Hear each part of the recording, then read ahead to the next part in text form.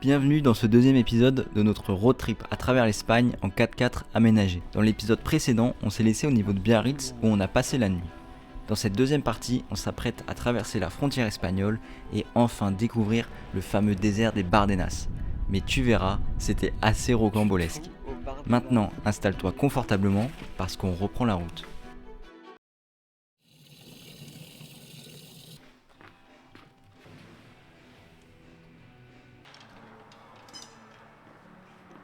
Là on s'apprête à passer la frontière espagnole, du coup il faut que je prenne une carte SIM et j'ai regardé sur internet avant de partir un truc qui s'appelle Hola Fly et tu peux acheter des cartes SIM sur internet et c'est des cartes SIM dématérialisées. Je ferai un retour, savoir si c'est nul ou pas. Pour l'instant c'est très simple, tu vas sur le site, tu choisis ton pays, le nombre de jours que tu veux, tu suis les instructions, franchement c'est hyper simple, ça se fait en 5 minutes. Donc il n'y a pas de problème, j'espère que ça va bien marcher. Pour l'instant on est en France donc je reste sur le réseau français évidemment. Et dès que je passe en Espagne je mettrai la carte SIM que je viens d'acheter. Voilà, petit aparté évidemment, c'est pas un placement de produit ou quoi que ce soit, rien du tout, j'ai acheté tout seul, j'ai trouvé ça tout seul. Donc je fais pas de la pub ou quoi, donc si c'est de la merde je vais te le dire, si c'est top je te le dis. Et voilà, on reprend la route, direction Pamploune, puis les Bardenas. C'est parti mon kiki, en route les machines.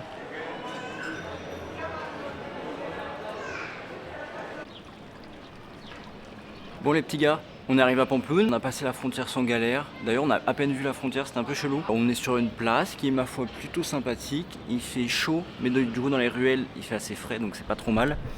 Et du coup bah voilà, on va visiter Pamploune, on sait pas trop ce qu'on va faire. Je pense qu'on va surtout se perdre dans les rues pour se balader puis découvrir des choses. Je t'emmène avec nous à Pamploune, on va voir ce que ça donne. Et ce soir, enfin en fin d'après-midi, on va au Bardenas. Il fait apparemment très très chaud, on a vu tout à l'heure vite fait sur la météo. Déjà ici il fait dans les 40 degrés. Même on a vu un panneau avec écrit 44 degrés. Donc autant dire que dans les Bardenas, s'il n'y a pas de vent, il doit cogner un max. La cité de Pamploune, entre occupation, lutte et même guerre civile, est un lieu riche en histoire, autant qu'en architecture. Tu pourras te balader dans la citadelle de Pamploune qui était autrefois une forteresse, tout comme te perdre dans les petites ruelles étroites et fraîches et découvrir de nombreux édifices comme la cathédrale Santa Maria, l'église Saint-Nicolas ou encore le magnifique hôtel de ville.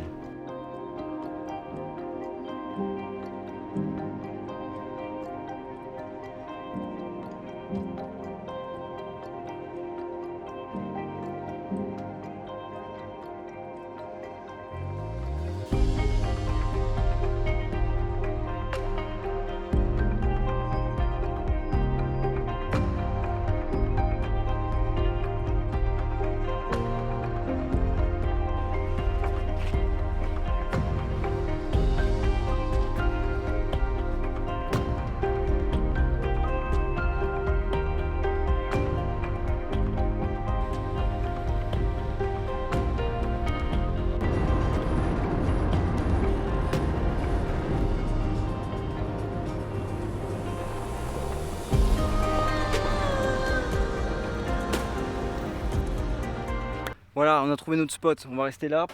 On est avec le pasteur Bardenero. On verra peut-être sur internet son histoire, histoire de se donner un petit peu de culture. En tout cas, on a une vue pas trop mal, bien dégagée.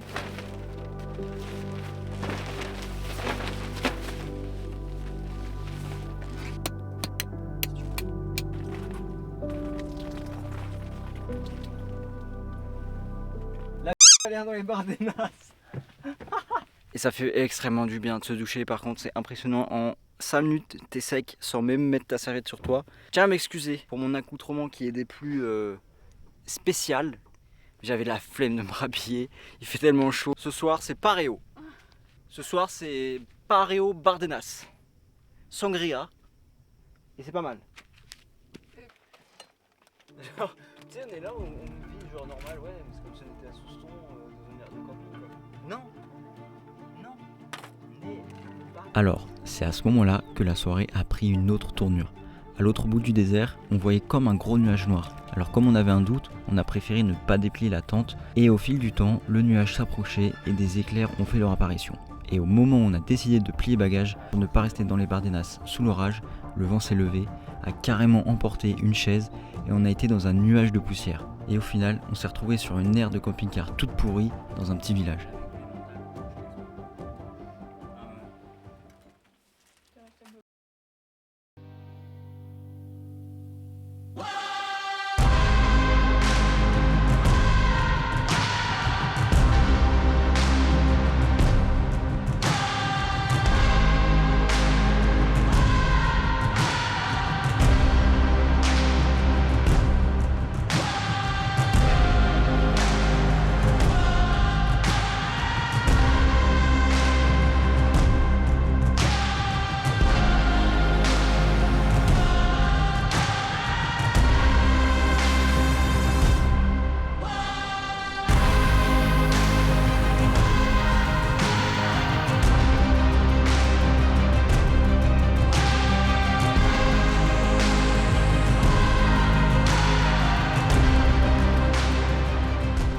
On est tranquillement en train de sillonner les petites pistes des Bardenas à se perdre un petit peu partout. Et là-bas, je sais pas si tu vois au fond, mais j'ai vu une piste qui monte sur le plateau là-haut. Et du coup, je voudrais aller voir pour avoir une vue d'un peu plus haut sur tous les Bardenas.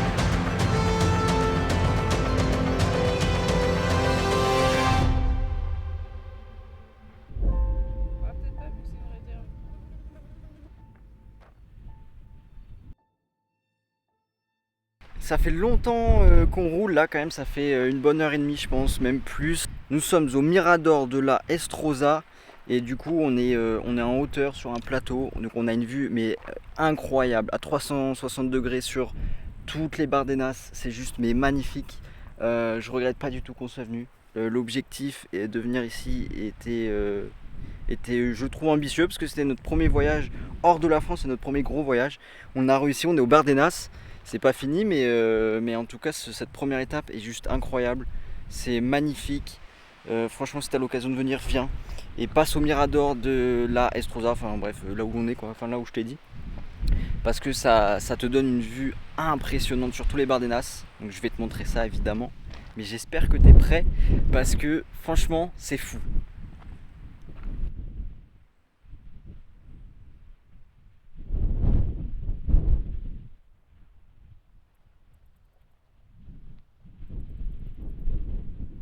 Émile est juste là, il nous a vaillamment monté jusque là-haut sans peine. Franchement, c'était mais tranquille. Les pneus dégonflés, c'est très confortable. On est vraiment bien assis à l'intérieur, dans les sièges, franchement on était top, les suspensions tout est nickel, donc franchement c'est pas trop fait secouer, c'était génial. Je pense qu'on va redescendre vers là-bas pour aller à une petite porte, il me semble c'est une genre de ruine avec une porte un peu en hauteur et qui donne une vue assez sympa. Et après on va faire un autre spot hyper connu, c'est la cheminée qui est ici. On va descendre et on va retrouver je pense beaucoup de monde. En tout cas depuis tout à l'heure on est vraiment mais tout seul. Et waouh, cette vue, j'ai pas envie de partir du coup. Hein. Moi j'ai envie de rester là des heures. C'est incroyable. Pour se rendre au prochain spot, on a tout simplement mis Google Maps, mais le chemin était complètement défoncé avec des ornières de au moins 70 cm de profondeur. Sacha a dû me guider, c'était hyper chaud et à un moment on est quasiment arrivé à une impasse. Mais faire demi-tour allait prendre beaucoup trop de temps, donc il fallait se lancer. J'étais sûr à 99% de mes capacités et de celles d'Emile, alors en réfléchissant au bon emplacement, on y allait.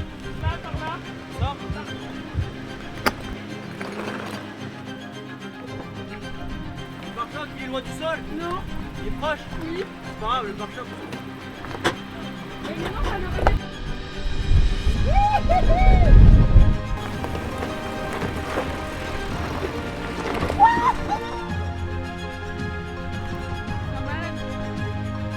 T'es un malade. C'est à côté. C'est un crochet à l'avant. Le crochet il est plus bas. Les gars, c'était archi chaud! Non mais je sais, le trou, regarde, le trou, là, si on se met là, il y a un trou d'1m60, 1m50. Ah bah attends, je vois la pente. Hein. Bah mais je vois la pente. Hein. Je savais que ça allait être raide, mais j'étais sûr que ça allait passer. Moi, ce qui me faisait peur, mais c'est pour ça que j'étais au carreau, c'était de frotter le bas de caisse. Mais on était au millimètre, mais c'est passé, tu vois. Là, Émile, il a bouffé du Et sinon, l'avant, j'avais un doute pour l'avant qui frotte, c'est ce qui me faisait peur. Parce que à l'arrière, tu vois, le pare-choc, il est très haut. À l'avant, il va frotter plus tôt.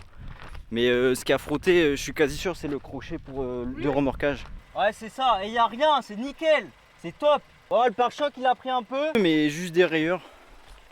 Là, tu vois. Et là, mais ça, c'est rien, quoi. Et encore, il a à peine frotté en vrai. Le grand angle, il a aplati à mort. Bon, c'était hyper technique, mais en prenant son temps, en prenant le temps de réfléchir au placement, etc., j'ai rajouté des pierres. Et une bonne copilote qui prend le temps de te guider. Et bah t'y arrives. Je savais à 98% qu'on pouvait y passer. Si j'étais vraiment pas sûr de moi, on l'aurait jamais fait évidemment. Mais là je savais que ça pouvait le faire, donc on y allait. Et donc là il y a du vent, mais ça fait du bien. Et on continue la route. Bon, on a bien roulé là toute la matinée, au moins ça fait au moins 4 heures qu'on fait que de rouler, qu'on fait des petites pauses, qu'on visite pas mal. Là on s'est mis là. Petite pause déjeuner parce qu'il est 15h40, donc petite pause déj quand même. On finit notre visite des Bardenas par quand même l'emblème du désert qui est ce gros, enfin cette montagne qui est, il me semble, une montagne de sédiments comme tout ce qui nous entoure, dans les Bardenas. Mais celui-ci c'est quand même le plus mythique, le plus photographié, le plus connu. Et je sais même pas s'il a un nom. Je crois pas. Bon, moi je suis pas sûr. Je crois pas qu'il ait deux noms. C'est Castil des Tierra. Castil des Tierra. Bon. Voilà. Bon, c'est quand même sympathique. Et là, on est venu en fin de journée, il est 18h15. Du coup, il n'y a plus grand monde. Parce que, genre, toute l'après-midi, il y a des camping-cars, il y a plein de monde. Donc là, on peut faire un peu ce qu'on veut, photos, vidéos, tout ça, c'est le top.